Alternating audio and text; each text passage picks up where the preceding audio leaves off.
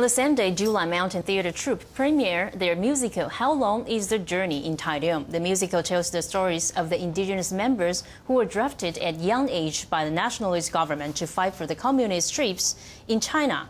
Many of them were captured and imprisoned for decades, and only in recent years they returned to Taiwan. Now the troupe is sharing these old man stories with a later generation to remember this part of history.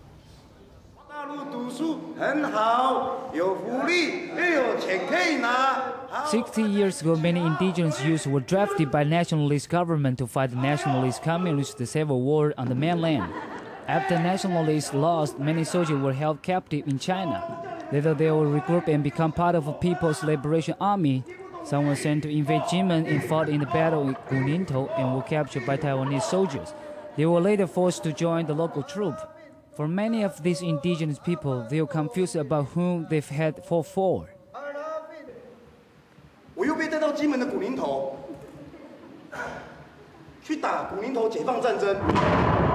February 28, the Peace Memorial Day, the music How Long is the Journey premiered in Taiwan's Dulan Artist Village. The music tells the life of indigenous soldiers held in China. Members of the July Mountain Theatre Troupe vividly portray the Amis people's anxiety as well as their pain being forced to diverge from their culture. The troupe members fully present the belief and philosophy of a group. The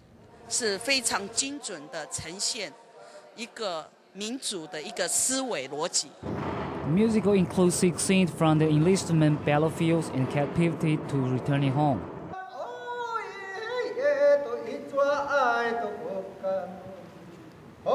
A few indigenous soldiers have survived to suffering and returned home. However, they did not show at the premiere due to the health reason.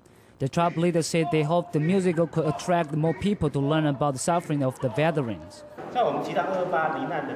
For each of February 28 incident victims, their family members were given 6 million in compensation. But for our elders who died in China, no one has offered any compensation or erect plaque to remember them.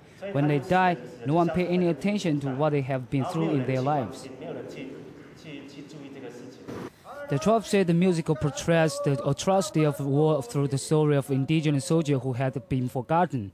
They hope the musical will inspire both government and public to remember this group of people who were forced to fight other people's war and trapped on the foreign land most of their lives. TITV Weekly.